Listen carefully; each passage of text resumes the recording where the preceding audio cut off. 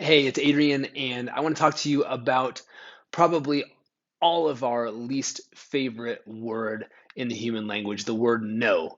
I am a parent, I have three young kids, and I definitely am very aware of the fact that they do not like hearing the word no. They are experts at persistence and overcoming the word no.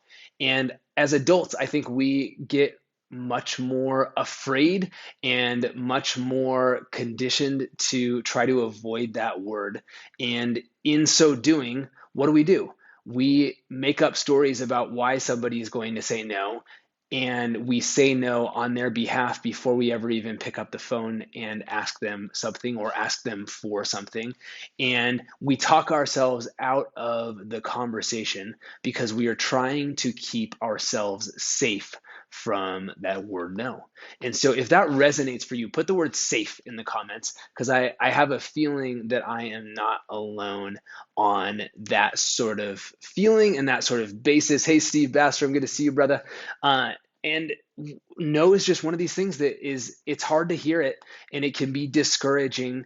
And it's so easy at times to have this sense of I'm going to put myself out there, I'm going to go for it, and then I hear the word no and I'm deflated, and it takes me a while to get back on the horse, and maybe I take a little bit longer, or I take the day off, or I do whatever, I do busy work, or I go and I hang out on a training, or I do something that makes me busy but maybe not productive and not moving my business forward because I am afraid. So Kofi, thanks for dropping that in there. I'm glad that that resonates for you. And so I want to give you a little framework for how I think about no and how this might help you. So there's a book out there called Go for No. I'm oversimplifying that book. That book is not about trying to get as many people as possible to say no to you. It's about how to overcome your fear of the no, which I agree with. But I hate the word no. I want to have the highest batting average possible. I want to increase my likelihood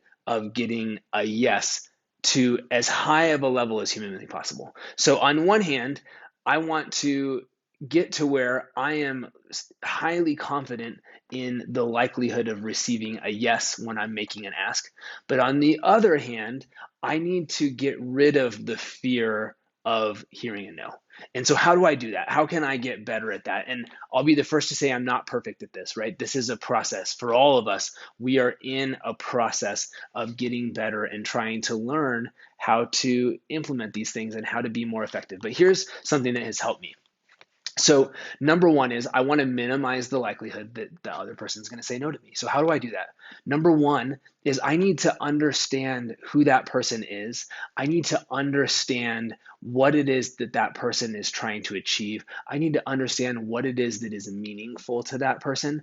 And it's not going to take me forever to get to the answer to those things, but I'm going to spend some time having a conversation with them. I'm maybe going to spend some time on their social media, looking a little bit at what they're up to and what they seem to care about. I want to have a sense of that.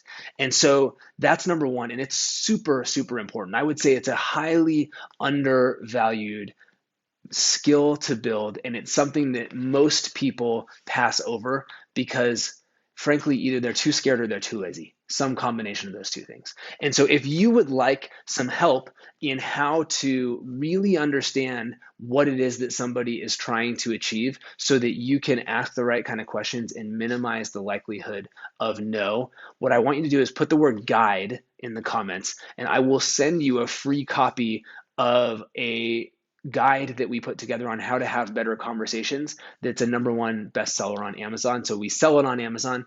I'd be happy to send you a PDF copy of it for free, and you can check that out. So put guide in the comments if you would like to receive that for free. But we can help you to ask better questions so that you understand what the other person is trying to achieve. So that's number one. You got to have a really clear understanding of what that other person is trying to achieve. Number two is when it comes time to make an ask, your job is to figure out how can I clearly intersect, how can I clearly connect what it is that I'm asking this person to do to what they care about and how they win. So I want to put those two things together as clearly as possible so that when I make that ask, that I really believe that I'm serving you by making that ask because I know what you're after. And what I'm essentially doing is selling you what you have already told me you want to buy. I'm connecting whatever it is that I'm offering to what it is that you're looking for. When those two things intersect together, when they overlap together, why would the person say no? Because now you are actually giving them exactly what they have told you they want to receive. And so, Rano, awesome. I'll get that to you right after we wrap this up, the free guide. And so, again, I need to understand what it is that you want to achieve. I need to learn how to identify that in conversation. Maybe I'm going to do a little background research prior to the conversation. And then I need to think about what it is that I have to offer and how can I connect those two things together so that you can receive what I'm offering and asking you as a win for you. So that's number two. Number three is once I have done that, now I don't have to be afraid of the no anymore. Because here's what happens when I'm in that place, I have incredibly high conviction that I genuinely am serving you by making this request or asking you to take a look at this thing. I I know what you need, I know what I have and the value of it. I see the intersection of those two things, and I'm offering it in a way that is low pressure, that is not something that feels like a scam or a pitch or a trap or whatever. It's like, hey, I think this would be great for you based on this specific thing that you said or that I've seen about you. I think you'd love it. Would you be open? Would you take a look? Would you like to try it out? Whatever that is. So it's as simple as doing that. And so now, once that's happened, that doesn't mean that you're never going to get a no, right? So I might offer you the most valuable thing in the world. I might offer you something amazing that I know is going to serve you. And what I can't know is maybe you have a huge scarcity mindset. Maybe you have so many opportunities. You have such an abundance of opportunity coming to you right now that no matter how good something is, you just don't have time to take on one more thing. Maybe like there's a whole host of things that could be going on for you that I couldn't know about that are the timing is not right, whatever it is. And that's okay. And my job is to not get attached and to not make it mean something about me and to be confident that in offering that to you that I really did desire to serve you and to create a win-win. And if it's not for you right now, that's totally cool. And I'm still want to be your friend. I still like you. That I'm not going to get weird. I'm not going to let you get weird. We're just going to move on in our relationship. And I'm still going to stay in touch. I'm still going to love on you every couple of months when my contact mapping app reminds me to do that. And that's all it is. So here's the recipe. I got to know what you want. I've got to know how what I have connects to what you want.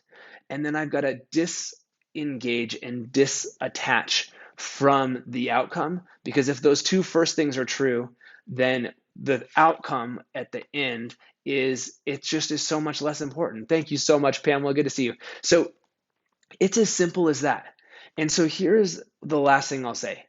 Like I said, you're gonna become a master of this. You're gonna learn what people are up to and what they're after. You're gonna use that guide I mentioned earlier, and you're gonna start learning all this stuff. And sometimes you're gonna learn that the timing isn't right. Record and remember what you learned about that person anyway, because it's gonna come in handy later when something shifts, and now all of a sudden the conversation is the timing's right, the offer's right, whatever that looks like. And so, how are you gonna do that? The way you're going to do that is you need a tool that's going to help you to remember all these conversations, right? Because otherwise, how am I going to keep track of what Pamela told me in a text message the other day versus what Bokar is telling me versus what Steve Bassram up in Seattle, Washington, who's an amazing school teacher and this awesome entrepreneur is telling me? How am I going to keep all that stuff straight when I'm talking to hundreds of people? It's just not going to work anymore, and I'm not going to have it there in the moment. I need a tool to help me do that. And so, if you would like to learn about how you can have a tool where you never forget anybody, where you remember these important things, and it reminds you to remember them and to come back to them and to love on them and to play back to them their greatness, so that when their timing changes, they think of you first and they're ready to engage, they want to call you. I have something that will blow your mind. And so, if that's you and you could use a tool to help you, put the word tool in the comment. Please don't write "you're a tool" or I'll feel very bad. But put the word tool in the comment, and I would love to share with you something that you can get started on completely for free. It will knock your socks off. I genuinely know that to be true. And so here's the final breakdown, right? Know exactly what that other person is trying to achieve so that you can speak into that. Connect what you have to offer to what they are trying to achieve so that it is a win win and they can hear it as such. And then three, don't get attached to the outcome because if those first two things are true, then number three will take care of itself in the long run and you're still going to have a great relationship either way. So you haven't lost anything. So hope that's helpful. If it was, tag somebody or share this. Hope to be able to serve you and to grow together. Have an awesome weekend. I'll talk to you soon. Bye bye.